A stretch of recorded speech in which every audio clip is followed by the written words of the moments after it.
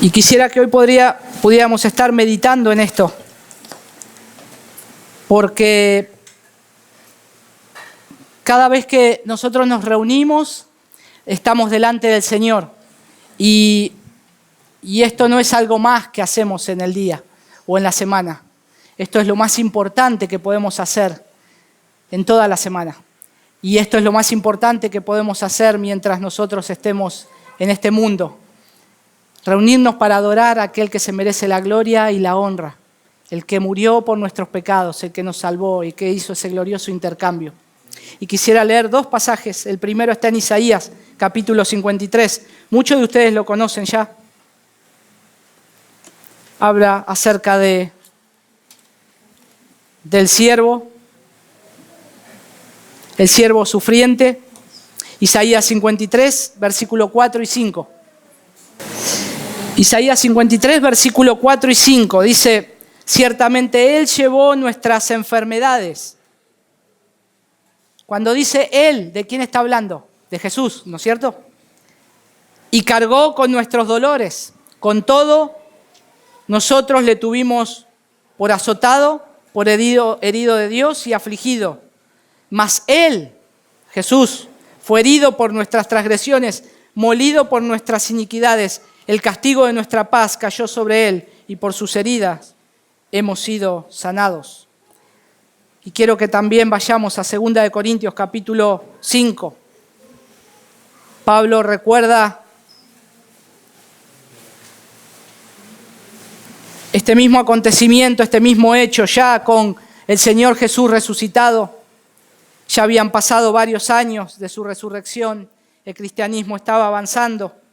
Y él conecta la obra de Cristo en la cruz y el capítulo 5, versículo 21, él dice ahí en 2 Corintios, al que no conoció pecado, le hizo pecado por nosotros, para que fuéramos hechos justicia de Dios en él. Le hizo pecado, le hizo pecado. Pensar en Jesús como el hombre, el verbo. Él era el hombre. Él era el hombre. El verbo. En el principio creó Dios los cielos y la tierra. Él estaba ahí. Se hizo carne. Este hombre no conoció pecado. No conoció pecado. Pero es un gran misterio que el Padre le hizo pecado a Él. Él mismo se hizo pecado. Se hizo pecado para pagar nuestras transgresiones. Como Jesús en su gran amor lleva o carga nuestros pecados. Carga nuestros pecados y nos viste de justicia. Él, con todo su esplendor, toda su majestad, Él carga los pecados de la humanidad caída, de gente que no busca a Dios, que lo rechaza una y otra vez a Dios. Carga con esos pecados que de ninguna manera podríamos estar pagando por nuestra propia cuenta. Toda la justicia que puedas hacer, todo lo bueno que puedas hacer, todo lo bueno que se hace en este mundo, todo lo que hagas para bien, delante de los ojos de Dios, son como trapo de inmundicia. Todas nuestras obras están cargadas de falta delante de un Dios santo. Por lo tanto, no hay otra forma de escapar. Necesitamos sí o sí a alguien que nos reconcilie con Dios. Y ahí está nuestro Salvador. Ahí está el hombre. Como dice Pablo, el que no conoció pecado, le hizo pecado por nosotros. Y creo que esto tiene un gran valor. Creo que deberíamos maravillarnos por este hecho, de que Él mismo cargó nuestros pecados. Él mismo cargó tus faltas, tu maldad, mi maldad, la cargó. Cuando Él era perfectamente justo, cuando Él era perfectamente santo.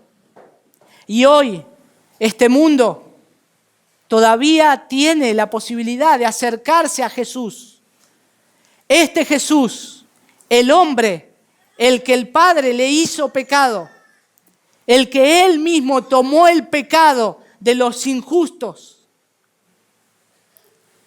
para dejarlos libres y hacerlos justos en Él, todo aquel que se acerca en arrepentimiento y fe y le obedece y le sigue. Y es algo así tan sencillo, es algo así tan de esa manera. Tengo que seguir a Cristo, tengo que reconocer que Él se hizo pecado, tengo que reconocer que Él carga mis pecados, arrepentirme de mis pecados y seguirle a Él. Sí. Y a su vez es tan difícil por la lucha que tenemos con el pecado. Pero la única manera de que nos pueda librar de la ira venidera es por medio de Jesús, de este hombre que se hizo pecado, de este hombre que hoy vive, que hoy está aquí entre nosotros. Por lo tanto, uno dirá cuál es y por qué así tan fácil.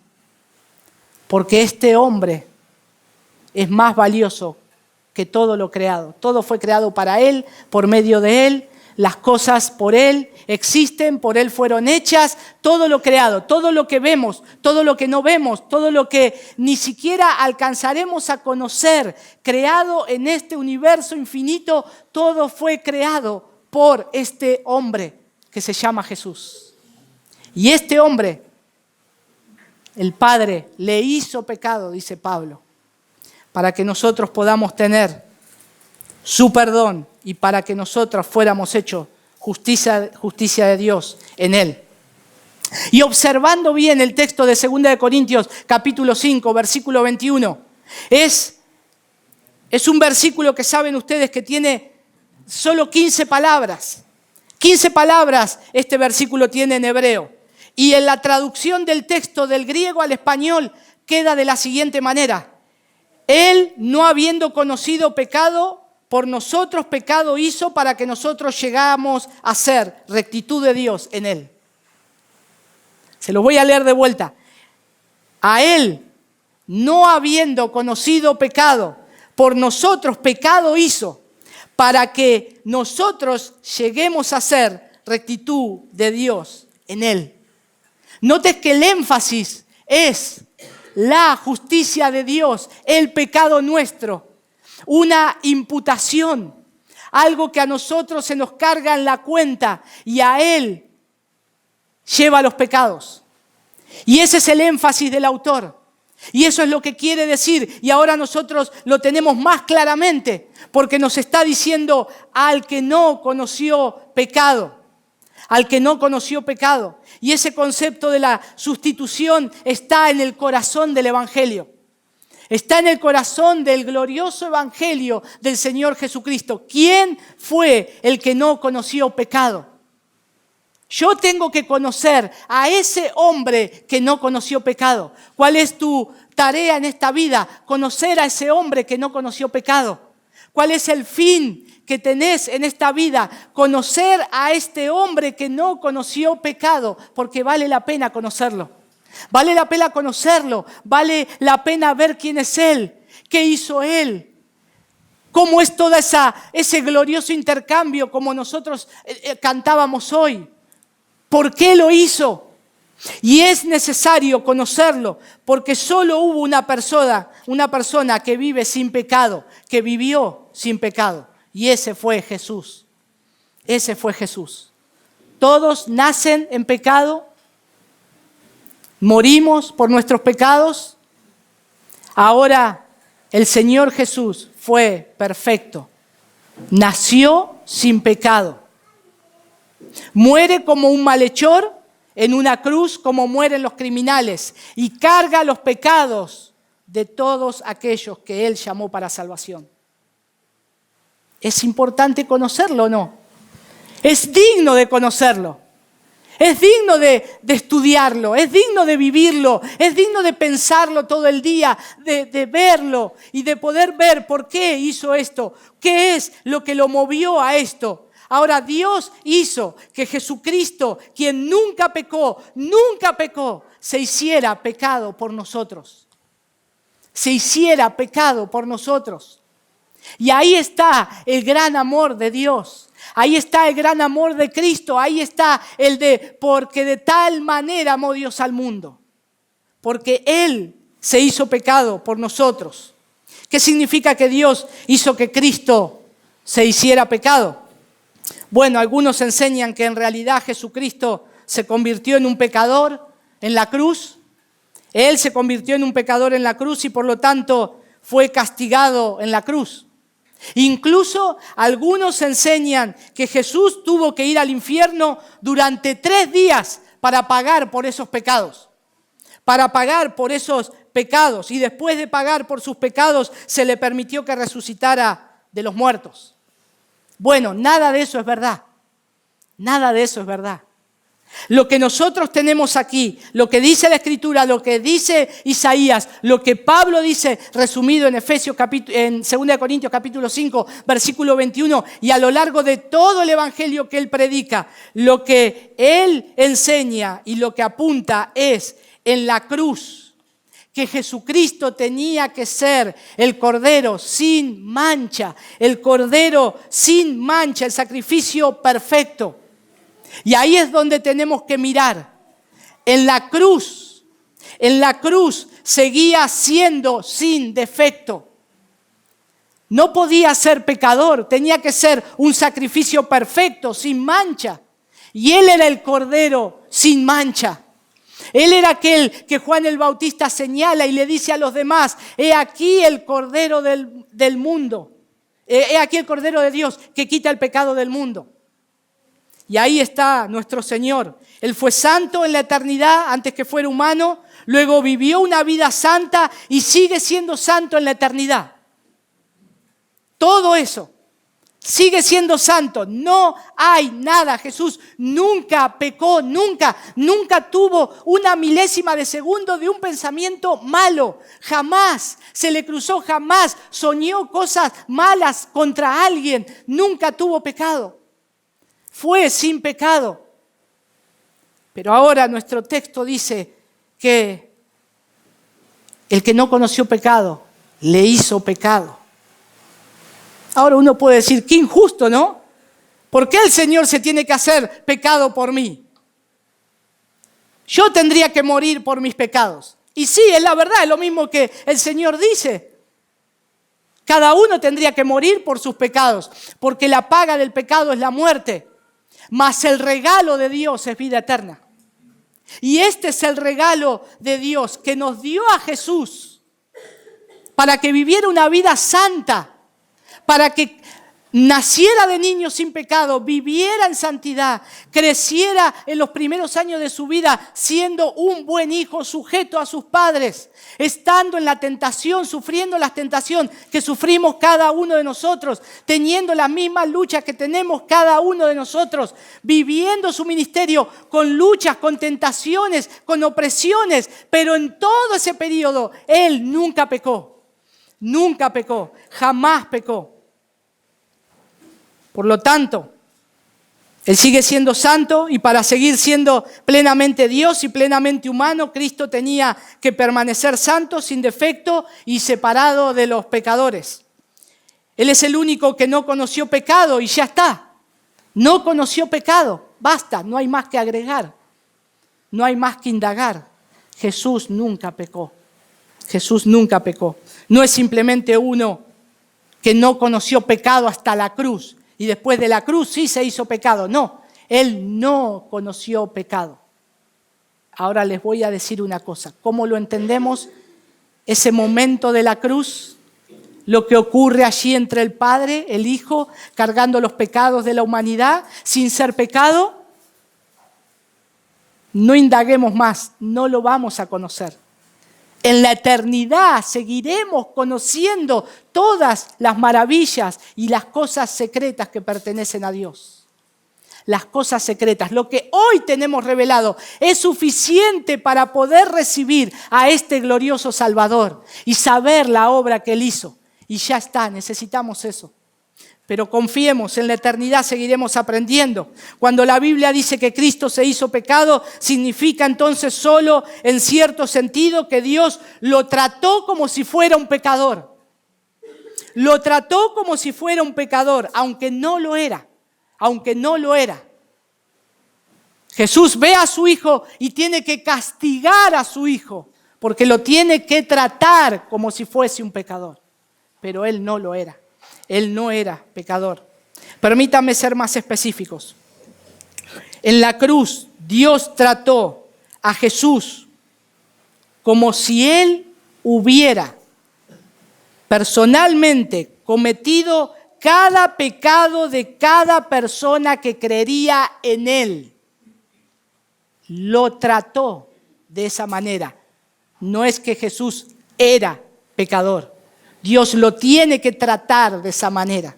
Dios tiene que descargar su ira, aunque en realidad no había cometido ningún pecado. Por eso, cuando dice el justo por los injustos, Jesús el justo vino al mundo para salvar al injusto. Y Jesús siguió siendo justo hasta el momento ese que carga la ira de Dios.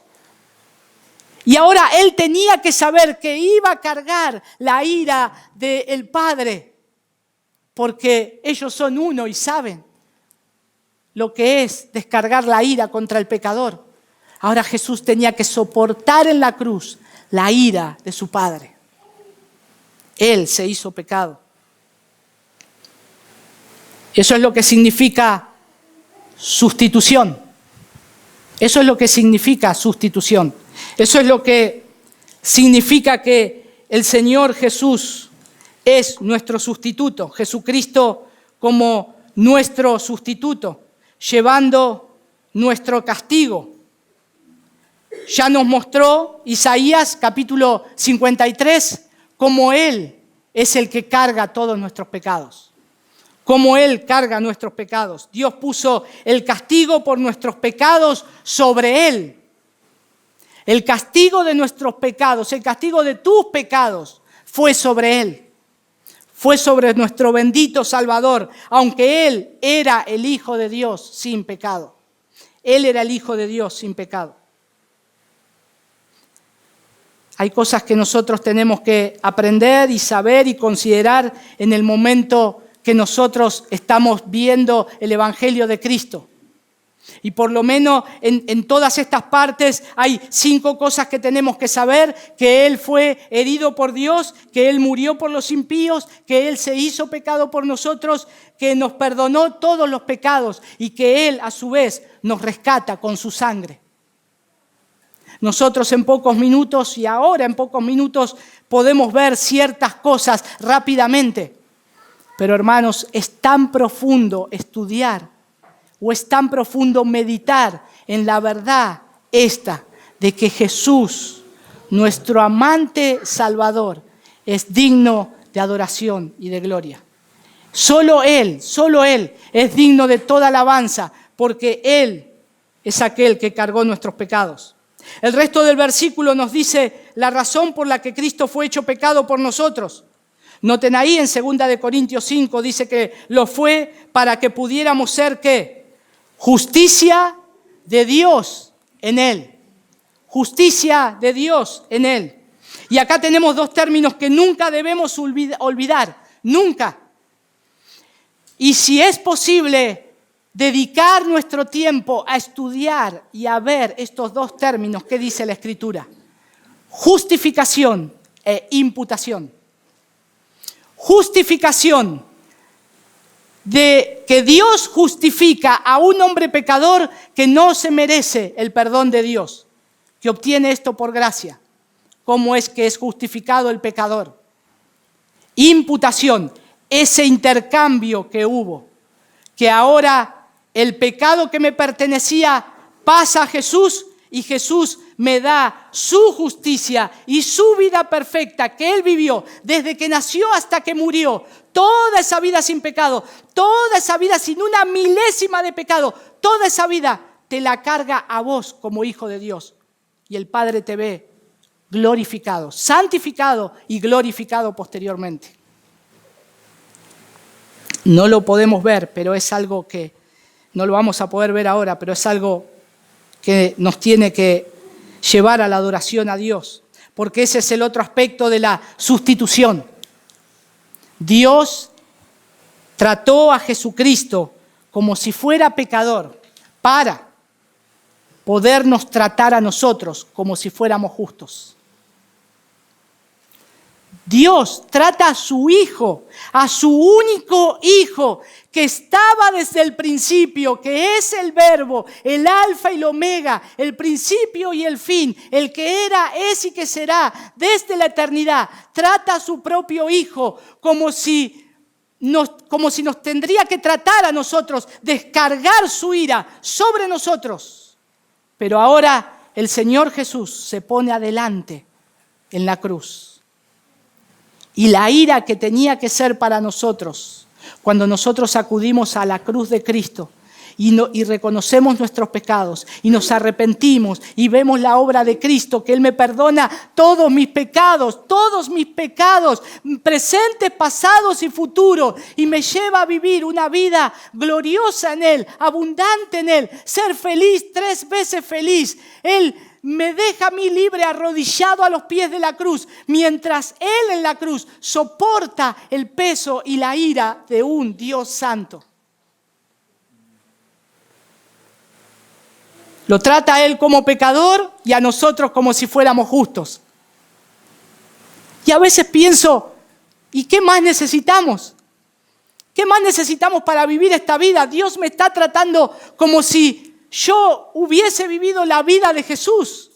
Me está tratando como si yo fuera justo. Y no soy para nada de esa manera muchas veces. Nuestros pecados, la lucha, la mortificación con ese pecado. Pero a su vez Dios en su gracia nos sigue perdonando y lavando con su sangre. Porque ahí es donde tenemos perdón de pecados. No hay pecado en el cual tu Señor, si Jesús es tu Señor, te pueda o no te pueda perdonar. Él te puede perdonar. Él te puede perdonar porque Él te salvó. Y hasta el momento que vayas a la presencia de Dios, si eres un hijo de Dios, y esto estamos hablando de la glorificación, somos tratados como si fuéramos justos. En otro contraste, Satanás es el acusador. Satanás es el que te hace también sentir culpable. Y él es el que te dice, Dios no te perdona. Mirá lo que hiciste, mirá cómo fallaste. Jesús murió en la cruz y otra vez vas a ir a la cruz y otra vez que te lave con su sangre y otra vez. Él es el acusador. Pero acá tenemos la verdad de Dios. Que Dios ahora, desde el momento que te salva hasta el momento que vayas a su presencia, Él te ve como justo. Él ve la vida de Cristo en ti. Y esto nos lleva a una última pregunta. ¿Por qué? ¿Y cómo? ¿Por qué esto? ¿Y cómo? Bueno, el por qué. Yo creo que podríamos hacer otras subpreguntas. ¿Te preguntaste alguna vez por qué Jesús tenía que venir al mundo? Vivir 33 años cuando casi no tenemos información alguna de sus primeros años de vida. ¿Qué pasó? Tenemos la niñez cuando es presentado en el templo, el acontecimiento que pasa con su madre, que lo encuentran en el templo y después ya saltamos al principio de su ministerio o cuando él es bautizado. ¿Por qué tuvo que molestarse entonces? 30 años, podríamos decir. Dice un comentarista respecto a esta pregunta: si yo hubiera sido Dios, podría haber dicho, hijo, necesito que bajes y mueras por los pecados de todos los que han de creer, solamente llevará un fin de semana. Bajás el viernes para que seas crucificado, sales del sepulcro el domingo y podés volver a mi presencia. Su único propósito entonces sería la muerte y resurrección. Y esto está bien. Nosotros creemos en la muerte y en la resurrección de nuestro Señor. Tenemos vida en la cruz, tenemos vida en su muerte y en su resurrección tenemos vida eterna. Y hoy Él es el resucitado que está entre nosotros. ¿Para qué entonces los primeros 30 años? ¿Para qué entonces una niñez? ¿Para qué entonces? ¿Por qué tener que soportar obedecer a sus padres cuando le decían, tenés que venir a comer, tenés que acostarte. A su padre, tenés que trabajar, tenés que ayudarme. ¿Por qué? ¿Por qué soportar todo lo que tuvo que soportar en su ministerio, las acusaciones, los desprecios, a los fariseos, las constantes peleas? ¿Por qué? El mismo comentarista da la respuesta y dice, he aquí la respuesta. Jesús dijo, cuando iba a ser bautizado por Juan, que debía cumplir toda justicia. Debía cumplir toda justicia. Él estuvo haciendo eso durante toda su vida, llevando una vida plenamente justa. Hebreos capítulo 4, versículo 15 dice, Él fue tentado en todo, pero sin pecado. Jesús fue tentado en lo que sos tentado vos hoy. Jesús fue tentado o las luchas que tenés hoy. Jesús las tuvo. Él fue tentado, dice, en todo fue tentado. Como lo somos nosotros, pero con una diferencia, sin pecado, sin pecado. A los niños hay que enseñarles también, hijos, la tentación que tienen ustedes ahora de pequeño. Jesús fue tentado también. ¿Saben que Jesús vivió teniendo la misma edad, 10 años, 6 años? Y que Él fue tentado de la misma manera que ustedes hoy tentados a hacer ciertas cosas. Y más siendo el Hijo de Dios, más conociendo a su madre porque Él mismo la había creado. Conociendo a su Padre porque Él lo conoció desde antes de la fundación del mundo. Él podría haber sido arrogante o haber sido no arrogante, sino con toda potestad, decir, yo te conozco desde que te formé, a mí me venís a hablar. Dice que Él se sujetó, Él fue obediente, hubo sujeción. ¿Pero por qué todo eso? ¿Por qué todo eso? Porque se tenía que cumplir toda justicia, porque Él nunca pecó. Cuando fue joven, Jesús fue tentado en todo, como los jóvenes hoy son tentados también, pero Jesús fue sin pecado. Jesús fue sin pecado. Para los padres también, para las madres, adultos, Jesús fue tentado en todo, como nosotros lo somos tentados hoy, pero Él no pecó. Cuando nosotros oramos a Dios, Él ya conoce, Él ya vivió todo eso. Y Él nos conoce. Nunca pienses que Jesús no conoce lo que estás viviendo hoy. Jamás se te cruce por la cabeza. Jesús vivió todo, sabe todo, conoce todo. Por lo tanto, tenés que recurrir a este hombre que se hizo pecado. Porque Él sabe lo que son las luchas. Y Él tenía que vivir de esa manera para que la vida de Él, su caminar, su santidad, lo que Él vivió mientras Él fue siendo niño, joven y adulto, se ha cargado también a nuestra cuenta.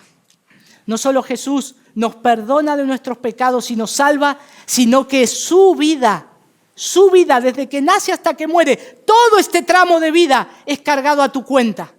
Y le dice al Padre, acá está el justo, este hombre es justo, este es el justo. Cuando cantamos Isaías, ese precioso coro de Isaías capítulo 26, abrid las puertas y entrará. La gente justa, dice que entrará. La gente justa, guardadora de verdades. ¿Cuál es la verdad? Esta verdad, que Jesús se hizo pecado por nosotros. ¿Por qué tuvo que llevar esta vida sin pecado? Entonces, para que su vida sin pecado se acreditara a nuestra cuenta. Es como que es un banco. La cuenta tuya está vacía. Llegás a Cristo y Él te salva. Y cuando vas a mirar la cuenta, la ves llena. ¿Llena hasta dónde? ¿Hasta dónde me da que me llena? ¿Hasta que tengo 21 años, 30 años? No, llena hasta que te morís. Hasta que sos glorificado. Él te acompaña en tu santificación, en esa regeneración. El Señor Jesús te acompaña en la justificación, en la regeneración, en la santificación y en la glorificación por la eternidad. Siempre está a tu lado. Y esa es la doctrina de la sustitución. Que la vida sin pecado de Jesucristo pudiera darnos o dárnoslo a nosotros al ser imputada en nosotros. La vida de Jesús se te pone a tu cuenta. No es solamente entonces que Jesús podía bajar un viernes y resucitar un domingo. Necesitaba vivir toda una vida sin pecado para que sea cargada la cuenta de sus hijos. Por eso Él vivió de esa manera. En la cruz Dios trató a Jesús como si Él viviera la vida de usted, de modo que Dios pueda tratarlo a usted como si viviera la vida de Jesucristo. Y ese es el meollo del Evangelio. Dios trata a su único Hijo como si hubiésemos sido nosotros. Y a nosotros nos trata como si estuviera viendo a su Hijo. No sé si alcanzamos a dimensionar esto.